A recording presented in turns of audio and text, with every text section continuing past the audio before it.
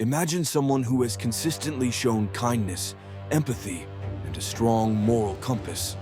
A person who would never harm another being, advocates for fairness, and assists others without seeking any kind of reward. Now envision that same individual gradually becoming unrecognizable, capable of malice, dishonesty, and even destruction. What triggers this change? How does an individual transition from goodness to monstrosity? Today, we will explore the mental and philosophical forces that shape human behavior, exposing the subtle dynamics that lead good people into darkness. And the ultimate revelation will hold immense significance. It will fundamentally alter how you perceive human nature. This discussion is not merely theoretical. Grasping this transformation is vital, as it impacts every one of us. You might believe that you could never succumb to such moral decay, that you're shielded from the influences that corrupt others. But historical occurrences and scientific findings present a different narrative. The alarming reality is that, given the right circumstances, anyone, regardless of their kindness, fairness, or moral fortitude, can devolve into something they once detested. Psychologist Philip Zimbardo, known for the notorious Stanford prison experiment, demonstrated how average individuals placed in specific situations can engage in acts of cruelty they never thought possible. His findings, along with research by Stanley Milgram, indicate that our moral compass is far more delicate than we realize. The most shocking aspect is that most individuals are unaware they are changing until it is too late. What then are the forces that instigate this change? What hidden factors gradually erode the goodness within a person, replacing it with something more sinister? This is exactly what we will delve into. The reality may be unsettling and even distressing, but it is essential because only by comprehending this process can we avert it from happening to ourselves and those around us. Several influences are at work here, each more deceptive than the last. To begin, there is the gradual deterioration of ethical limits. This doesn't occur in an instant. It starts with minor compromises, justifications, and small betrayals of one's own values. An individual might convince themselves that it's just a trivial matter, that it holds no real significance. Yet, once the first boundary is breached, the subsequent ones become easier to cross. This phenomenon is known as the slippery slope effect. A person with good intentions may begin to make small ethical concessions in challenging scenarios, maybe lying to safeguard someone, bending the rules for a just cause, or rationalizing minor transgressions in the name of necessity. Initially, these measures appear harmless, but over time, they reshape that person's identity. What was once unimaginable now appears acceptable, and at that point, the descent escalates. Furthermore, there is the impact of authority and compliance. One of the most chilling psychological experiments ever conducted was by Stanley Milgram in the 1960s. Participants were asked to give what they thought were painful electric shocks to someone else, simply because an authority figure instructed them to do so. The findings showed that most volunteers kept administering shocks even when they believed they were inflicting significant pain, driven by a sense of obligation. This exposes a chilling reality. Even decent individuals, under certain circumstances, can become agents of harm. They may not intend to hurt others, but feel a duty, pressure, or fear of repercussions. They convince themselves they're just carrying out instructions and lacking alternatives, allowing them to set aside their moral principles. However, the situation does not end there. Another crucial element is the influence of group identity. When individuals become strongly connected to a group, whether political, religious, social, or ideological, they start viewing those outside that group as outsiders, leading to a troubling psychological change. History is rife with examples of ordinary people who were coerced into committing atrocious actions due to believing their adversaries were less than human. Dehumanization stands as one of the strongest mechanisms that can turn ordinary people into monsters. It enables individuals to rationalize harming others by perceiving their victims as unworthy of compassion. Consider how many horrific events in history were carried out by individuals who once saw themselves as good, moral, or even virtuous. They didn't suddenly choose to become monsters. It was a gradual shift fueled by small ethical compromises, obedience to authority, and an escalating division of us versus them. And here lies the most disturbing question. Could this happen to you? Under the right pressures and influences, could you become something you never imagined? The answer is more intricate than it appears, and in the following section, we will delve further into the psychology of justice. We will explore the illusion of morality and the final, most perilous step in this decline, revealing the most startling truth yet.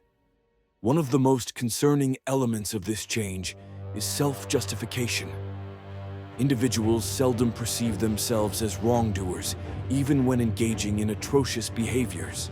Instead, they construct stories that make them believe they remain virtuous, just, and aligned with fairness, despite evidence to the contrary. This is where cognitive dissonance becomes relevant. The psychologist Leon Festinger introduced this idea to explain the mental unease we feel when our actions conflict with our beliefs. When confronted with this mismatch, we don't necessarily adjust our behaviors. More commonly, we modify our beliefs to rationalize our conduct. Consider a person who views themselves as compassionate and ethical, yet finds themselves in a situation where they must harm others, whether physically, emotionally, or socially. Rather than acknowledging their transgression, they convince themselves with thoughts like, "I had no other option," or "they deserved it," or "this is for a higher purpose." This process enables them to maintain a self-image of goodness while engaging in behaviors they once deemed unacceptable. This explains why history is rife with instances of individuals committing horrific acts while believing they were justified. When individuals rationalize their actions, they suppress their inner moral compass. And once that inner voice is quieted, the slide into darkness quickens. However, cognitive dissonance does not account for everything. Another more troubling force is at play: the illusion of moral superiority. Individuals not only rationalize their harmful behaviors, but often start to view themselves as above others. The stronger someone believes in their own moral righteousness, the simpler it becomes for them to judge and inflict harm on those they perceive as less moral. This phenomenon is termed moral licensing. Research indicates that when individuals consider themselves good, they often feel entitled to engage in negative behaviors. Someone who donates to charity in the morning might feel justified in lying later that day, just as a leader who thinks they are championing justice may feel entitled to silence dissenting voices. The paradox is that the more people view themselves as virtuous, the less aware they become of their own moral shortcomings. History repeatedly demonstrates this.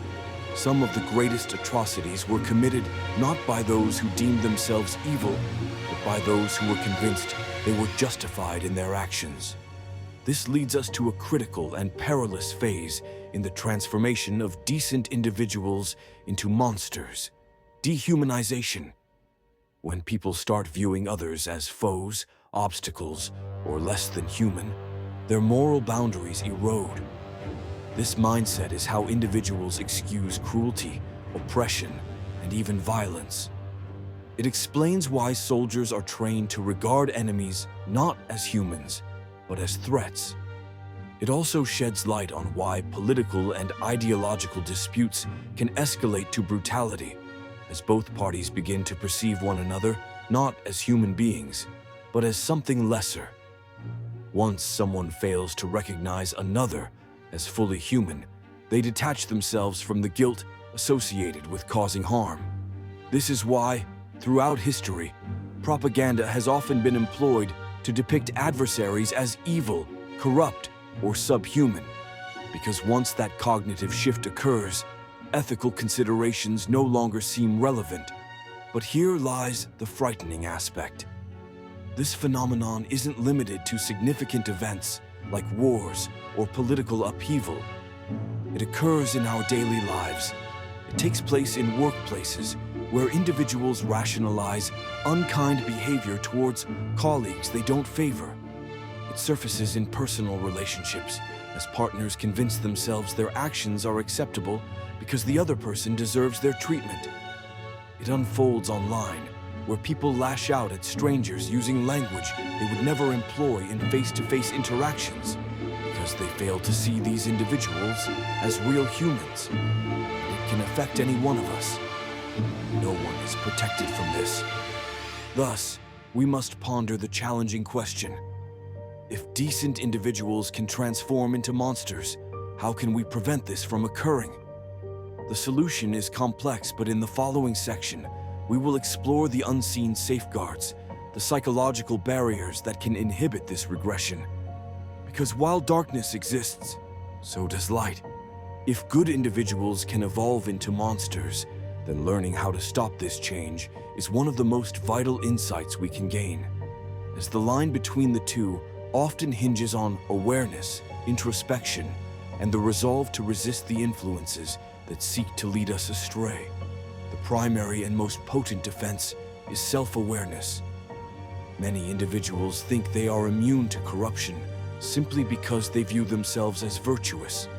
Yet, as we've observed, morality is delicate, and good intentions alone do not safeguard against descending into darkness. Indeed, the conviction that one could never act inappropriately is frequently the initial step toward moral oblivion. Self-awareness entails recognizing our potential for wrongdoing.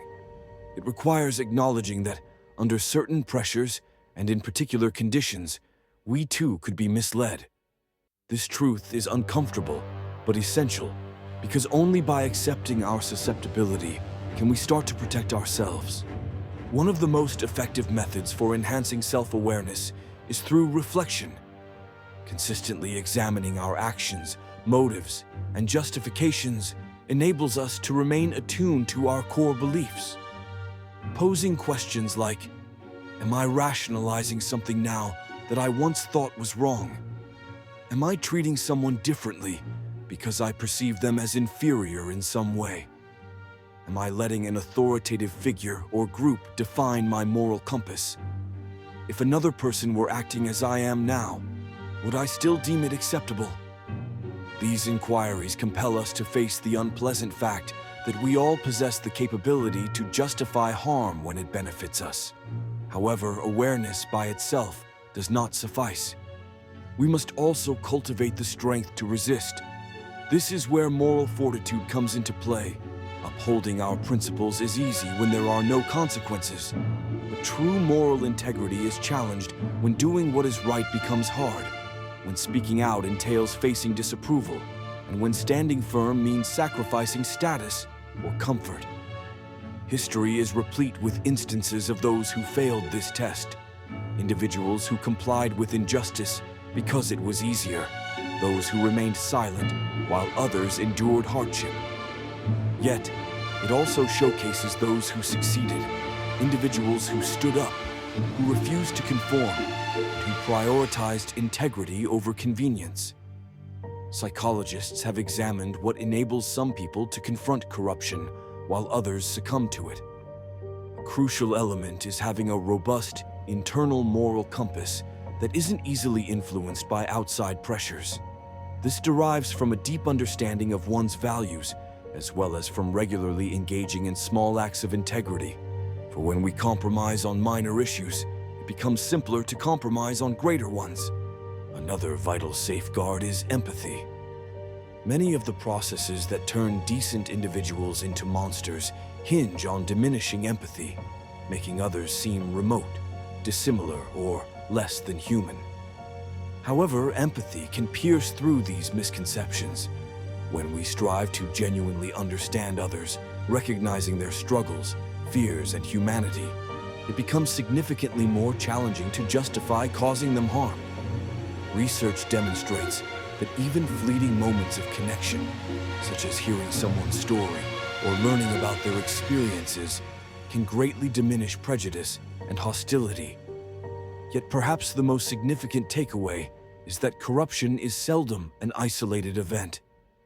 Usually, it is a gradual process rooted in a series of small decisions, minor concessions, and slow shifts in perspective. Consequently, halting this progression is also a process, one that demands ongoing vigilance, introspection, and the courage to act when it truly matters. In the concluding section, we will uncover the ultimate truth, the profound reason why good people can morph into monsters.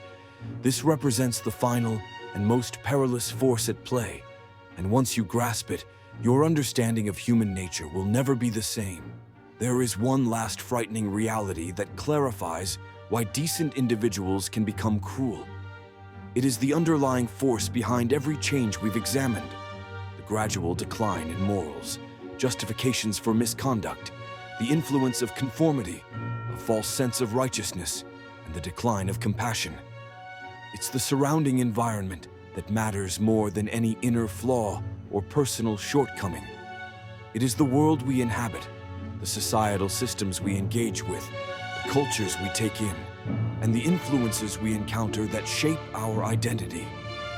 No one is born as wholly good or evil. We are shaped, developed, and guided by external influences. And if those influences promote hostility, separation, and ethical compromise, even the best individuals can stray off course.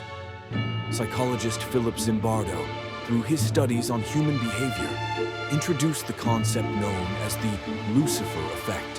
His findings indicated that in certain circumstances, ordinary individuals can be driven to commit horrific acts, not because of inherent wickedness, but due to being in an environment that gradually distorts their moral compass. Consider how frequently this occurs in everyday life. A workplace that accepts unethical practices can cultivate employees who view deceit as normal. A community that legitimizes bias can lead people to rationalize their prejudices, and a culture that values hostility over kindness can produce individuals who perceive gentleness as a vulnerability. This illustrates why it is crucial to remain vigilant. It's insufficient to merely think of ourselves as good people. We must actively influence the environments we inhabit. We should surround ourselves with individuals who inspire honesty, push us towards improvement, and hold us responsible when we stray from our principles. Just as a detrimental environment can taint, a positive one can fortify. But here lies the most disconcerting question. If our surroundings hold such power and external influences shape our identities, to what extent do we truly govern ourselves? The reply is both alarming and liberating. While we may not always control our environment, we can manage our reactions to it. We have the choice to be aware rather than ignorant, brave instead of conforming, and empathetic over being indifferent. We can resist the minor compromises that lead to ethical decline. We have the capability to pose difficult questions, challenge harmful social norms, and refuse to allow the world to decide who we are. Most importantly, we need to understand that the struggle between good and evil is not an external conflict. It is an inner battle we face daily in every decision we make. Philosopher Alexander Solzhenitsyn once stated that the line separating good and evil runs through every human heart. This is the ultimate truth. There are no definitive monsters, just as there are no absolute saints. Only individuals shaped by their decisions, their surroundings, and their readiness to face the darkness within themselves. So reflect on this.